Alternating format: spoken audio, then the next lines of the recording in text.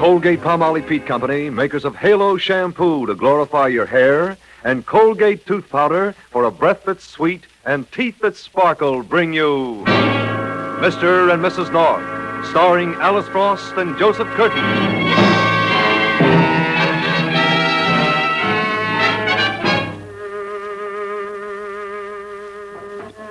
People like Pam and Jerry North enjoy living in New York because there's always something going on, at any hour of the day or night. But if there's one time when the big city sleeps or even dozes off for a moment, it's in the wee hour just before dawn, when the streets are deserted and your car is just broken down on the outskirts of town.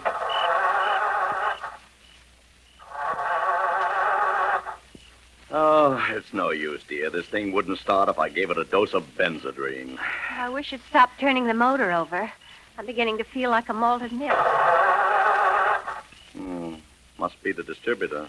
Or that float in the carburetor. Oh, no, it's the starter, Jerry. It keeps spinning around and around as if all the ice cream weren't melted. What ice cream? Well, I hadn't thought about the flavor. I suppose it's chocolate. In the carburetor? Oh, is that what you call those things? What thing? Those aluminum containers they mix malteds in. Darling, I'm talking about starting the car. Oh, for goodness sake, what do you think I'm talking about? I don't know, dear. You haven't given me a clue. Jerry, where are you going? Well, we can't just sit here, Pam. I've got to find a garage or a telephone or somebody that'll give us a hitch to one. Everybody around here seems to be asleep. Oh, there must be some sign of life. Other people drive home from late parties, don't they? Not along this road. There doesn't seem to be a single... Ah, a milk wagon. What are you so happy about? We don't want any milk. Hey there. Hold up a second, will you? Oh, Nellie. What's the trouble, mister? Run out of gas? Run out of engine, I think. Do you know where I can find a garage that's open at this time of the night? Well, now, I don't know as I can. I don't have much use for garages, you know. Not while there's good horses around. Now, you stop laughing, Nellie. You break down, too, once in a while. What's the matter, Jerry? Won't he help us? Oh, I'll help you, ma'am, as soon as I finish up my milk route. Nellie won't mind taking you to a garage so long as you don't make her go in. The smell of gas gives her colic. I guess she doesn't even like to talk about it. She don't mind. Well, how long do you think it'll take you to finish? Oh, it won't be long. I haven't got but a few more calls to make. Now, you just sit here in the wagon and wait for me. I'll be back in a minute. Do you think we ought to, Jerry? Wait in the wagon? Why not? Well, I don't know. It seems kind of funny to be sitting in a milk wagon. I don't know a thing about cows. I don't either, dear, but I just as soon get home tonight. Come on. Must be awfully lonely being a milkman, leaving bottles at people's doors, sitting up here in the driver's seat. You never see anybody face to face, not even the horse. Pam, will you please sit down and leave Nellie out of this? The first thing you know, I'll have to... You have to what? Stay where you are. Don't make a sound. Why, Jerry... Shut up, I tell you. Jerry North, how dare you talk to me like that? I'm not talking, Pam. It's this manly-looking gentleman who's just stepped up to the wagon. Well, what... The one on your left with the scar on his face. And the long-nosed gun in his hand. Oh, how do you do? Keep your trap shut or you'll get hurt. Where's the milk? Matt Wells. What milk? Come on. Where are the cases that were piled up and back? I don't know. We're strangers here. Well, push over and let me look inside. Yes, sir. Oh, is that all the milk there is? Just these 4 bottles? As far as we know, we haven't touched a drop. No, we're coffee drinkers. Shut up. I ain't got time for polite conversation. Hey, what are you doing? That's somebody's milk. Mind your own business. Oh, you can't do that. Think of all the trouble the cows went to. Sit down and keep out of the way. Jerry, he's milk mad. He'll break all the bottles, and we'll get the blame for it. Well, that's that. There's some cream over here in the corner. Never mind. Where's the milk route? The what? The list of places the milkman delivers to. It ought to be hanging up here somewhere. Oh, is this it? That's what I want. Hey, now, wait a minute. You can't get away with this. No? What are you going to do? Pay for the milk. That's more like it. Just to make sure you don't get in my hair, I'm going to send you 2 on a little buggy ride. Buggy? Here, don't you dare take those reins. You'll get him back in a minute, lady. Jerry. Pussy. Give him a good ride. Hey, don't do that! Go. Jerry, stop him. That bug's running away. Never mind him, Pam. The horse is, too.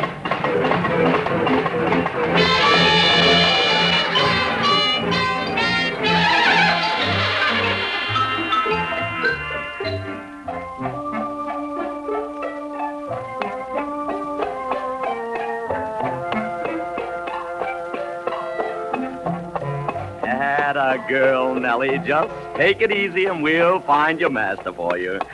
Maybe it'd be better not to, after running away with his horse. The horse ran away with us, dear. And if she hadn't tired on that long hill, we'd have been in Cleveland by now. Oh, golly, she's starting again. Now, don't excite her, Pam. She just sees her master. Where? Waiting right over there on the curb next to our car. Oh. Whoa, Nellie, easy, girl. This is the end of the line. We'd better start talking, Jerry, before the milkman turns sour. A fine thing. A fine thing. If you want to go for a ride, why don't you find a merry-go-round? We can explain everything, driver. Well, you can't explain overheating this horse. She ain't air-cooled, you know. Well? Gosh almighty, you broke my milk, too. Now, Mrs. Snyder won't be able to take her bath. But it wasn't our fault, driver. That horrible man had a scar on his face and a gun in our ribs. Otherwise, the horse wouldn't have run away. Don't you see? I see, all right, but I don't think I'm hearing so good. He broke the bottles, the thug, and he took the milk route, too. Now, why would anybody want to break milk bottles? That's just it. We don't know. Unless he sells cardboard containers. It's a lot more serious than that, Pam. That guy was desperate. I don't believe the whole story. Stick 'em up. Huh? Stick 'em up, all of you. You'll get shot. Jerry, it's a girl. Now, what kind of a joke? Shut up. Hand over all the milk you got. Come on, lady, pass it down. But there isn't any more. Will cream do? We have some very thin cream. Don't be funny. Give me the cream. Yes, ma'am. That all there is? Just these two? That's all, lady. Mrs. Foley and Mrs. Rosenblum. Gosh sakes, that's not just cream. That's extra heavy. What happened to all the milk? The man with the scar got it. He got the milk route, too. Man with the scar? That's what they tell me. Get in, driver. How's that? Get in, I said. We're all going for a little ride. Another one? My horse is exhausted. Do like I tell you. You're going to take me back over your milk route.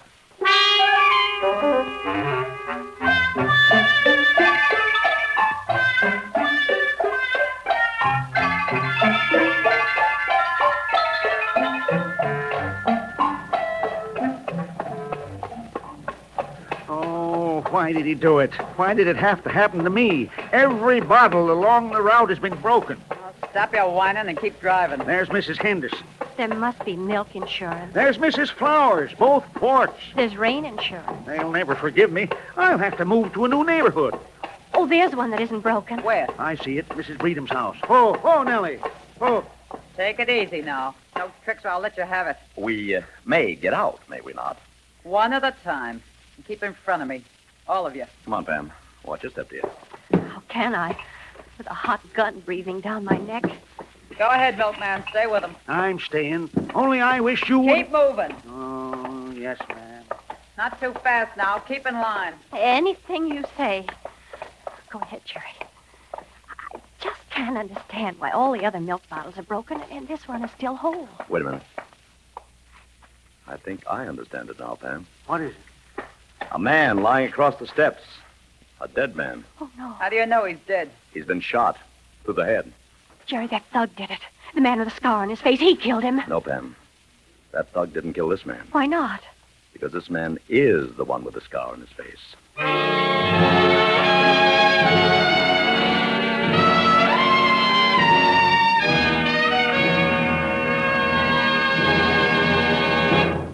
Well, this is one situation where there's more to cry over than spilt milk. Halo, everybody, halo.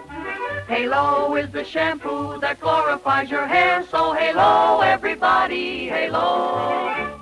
Use Halo shampoo if you want naturally bright and beautiful hair. Remember, even finest soaps and soap shampoos hide the natural luster of your hair with dulling soap film. But Halo contains no soap, therefore cannot leave dulling soap film. The first time you use Halo, your hair glistens in all its natural brilliance. The natural color and luster shines through like sunshine through a clean window pane. And remember, even in hardest water, Halo makes oceans of rich, fragrant lather. Halo quickly carries away loose dandruff and grease, needs no lemon or vinegar rinse, because Halo leaves no dulling soap film, nothing to hide your hair's natural beauty. Say hello to Halo and goodbye to dulling soap film. Use Halo on your children's hair, too.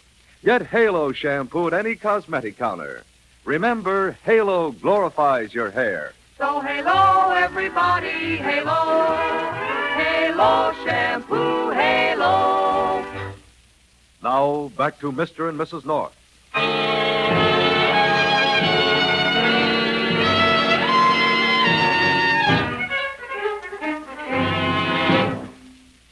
Don't just stand there, Jerry.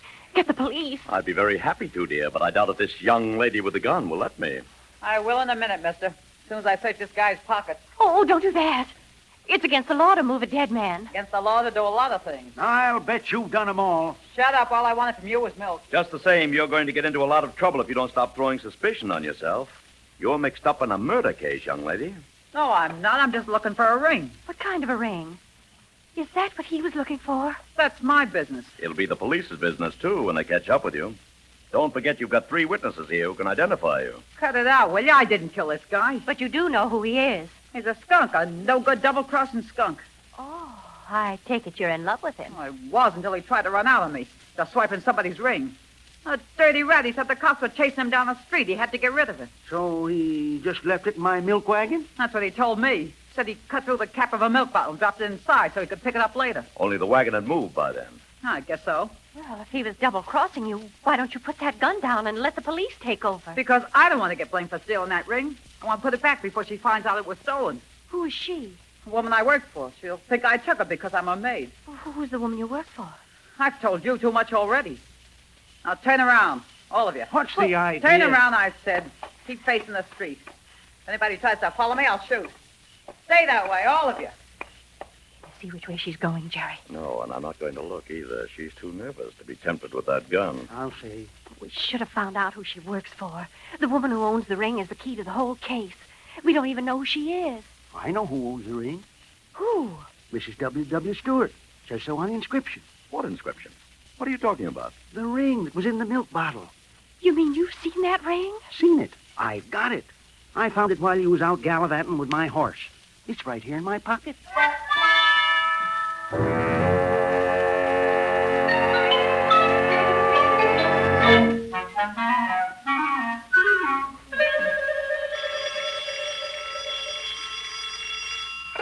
Homicide, Sergeant Mullins speaking. Mullins, this is Mrs. North. Oh, so early in the morning, Mrs. North? Don't tell me you're going to start finding corpses at the break of day. Well, we found this one, Mullins. There may be more later. You mean there's one already? A bona fide murder? As far as we're concerned, it is, but we'll leave it to you to make it official. Well, I'd better get right up there. That's why I'm calling you, Mullins. Jerry and I are going to take the diamond ring over to Mrs. Stewart's place, but you'll find the body on Hewlett Street, about 6 feet from Mrs. Breeden's milk bottle. What? Oh, you can't miss it, Mullins. It's homogenized, and the milkman will be waiting there for you with a gray horse. We must have a bad connection. Nothing but gibberish is coming out this end. Well, it's going in clear enough. The corpse is on Hewlett Street, 722. I got you. A milkman is waiting there for you to tell you about the murder. I got you. And Jerry and I have to dash over with the ring because that maid of hers might kill somebody. I lost you.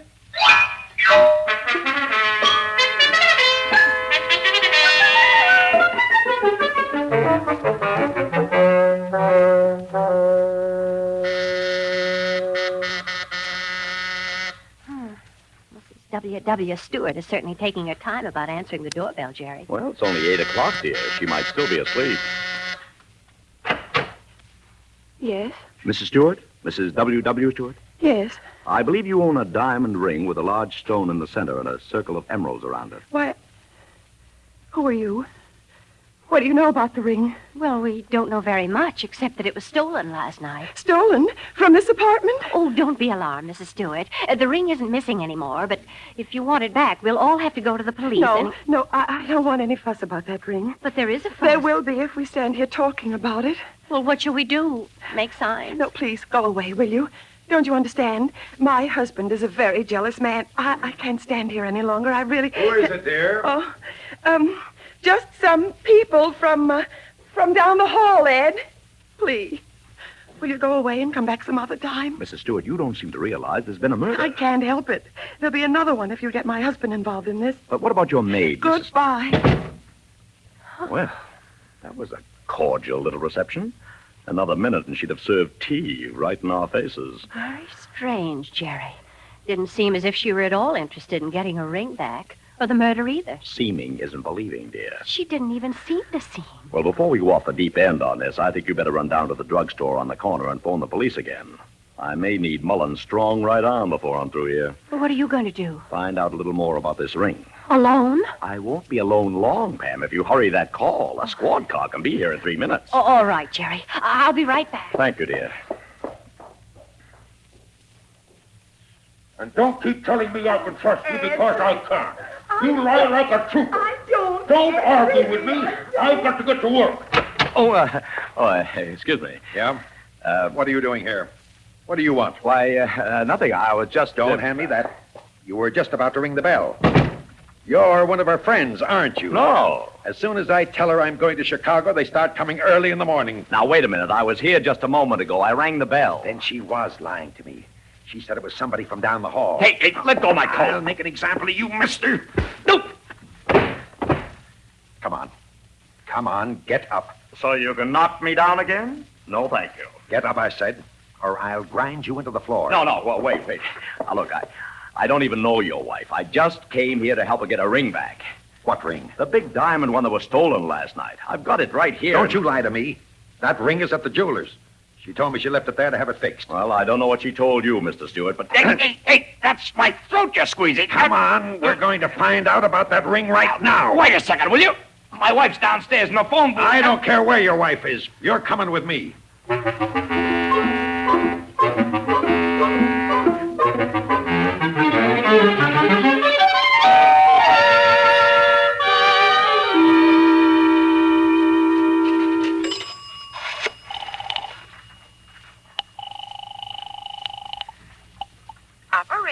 Operator, get me police headquarters right away. Yes, ma'am. Police headquarters. Put that phone down. Huh? Oh, it's you. Oh, dear. It's you. Put that phone down. Of course. Now, hand over the ring. What ring? Don't play dumb. I saw the milkman give it to you. I've been following you ever since. Well, you haven't followed very closely. My husband's got it. Get it back. But I can't. He's upstairs in the apartment on Tilden Street, and you're holding me here on Monroe Street. What are you talking about? Well, it ought to be plain enough. You're holding me here on Monroe Street, and my Wait husband... a minute. There goes your husband now, with Mr. Stewart. Where? Can't you see through the window? They're crossing the street. Well, don't you want to find out where they're going? You bet I do. Come on. Until I get that ring, I'm not going to let either of you out of my sight.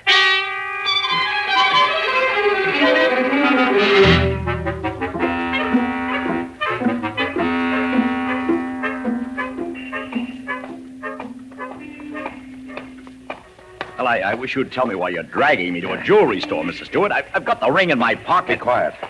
The store's right here. It isn't open yet. Now, we'll wait. There's something awfully fishy about this ring business, and I've got a hunch my wife is behind it. Why?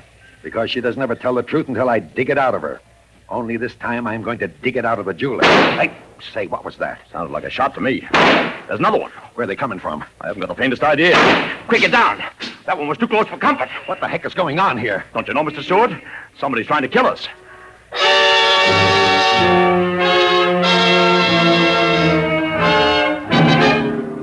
Well, it looks like Jerry is going to be kept very busy for a while.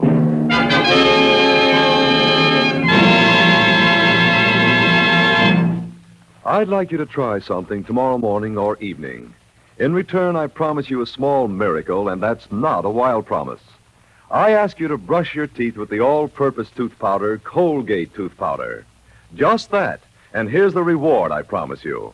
You'll find that brushing your teeth becomes a really pleasant experience. You actually enjoy the rich, active foam of Colgate tooth powder, and you'll certainly like what it does for you. Not only does it get your teeth sparkling clean, looking their brightest, but at the same moment, it cleans and sweetens your breath, too. Indeed it does. That's proved. Colgate tooth powder with its active foam instantly stops unpleasing breath originating in the mouth in 7 out of 10 cases. Look, you can still get all-purpose Colgate tooth powder tonight and try it in the morning. But at any rate, try it as soon as you can. The sooner the better, for you will learn that Colgate tooth powder sweetens your breath while it cleans your teeth.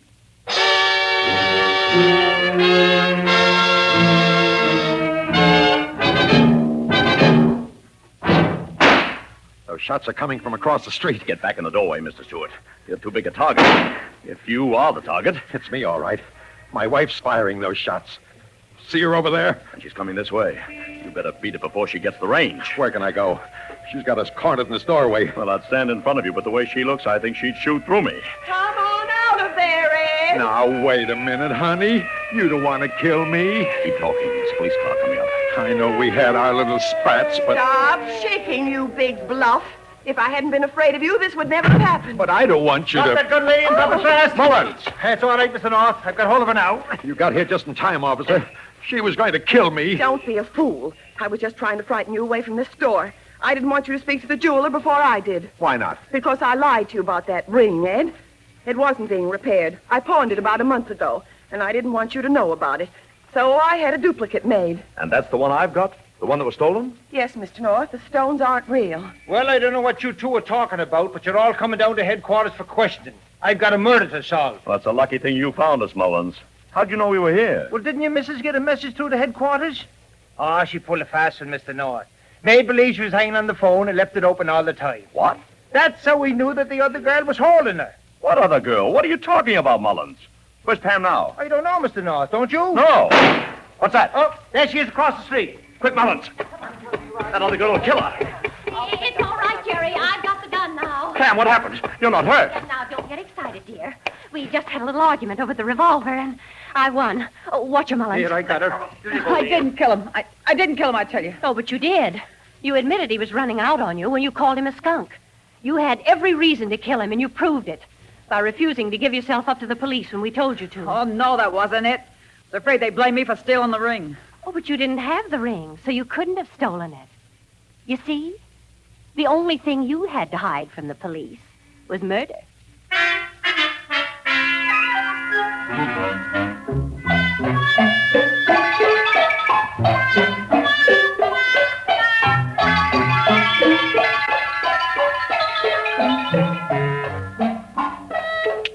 Get up.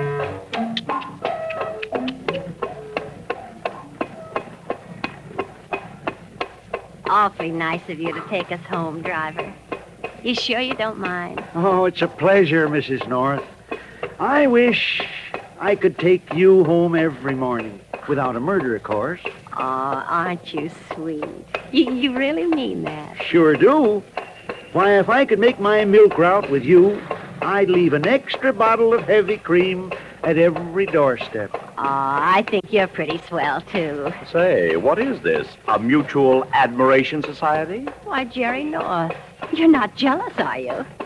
I think it's fun coming home with a milkman. So do I. As long as the milkman doesn't come home with us.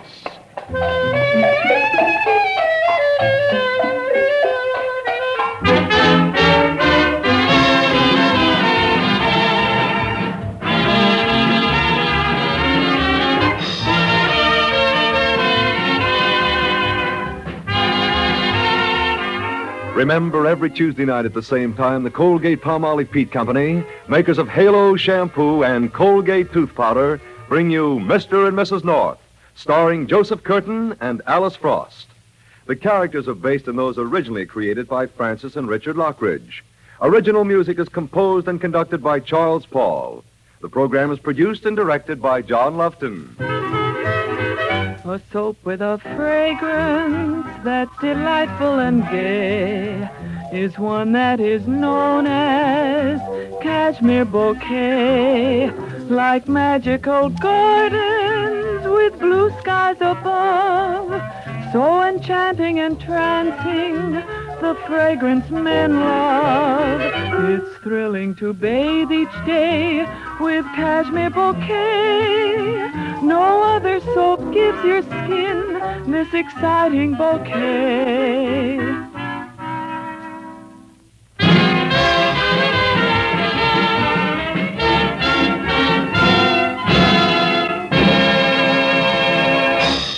Next Tuesday night, Mr. and Mrs. North find a lawyer, namely to wit as follows herein, murdered, and a murdered man asking for their help.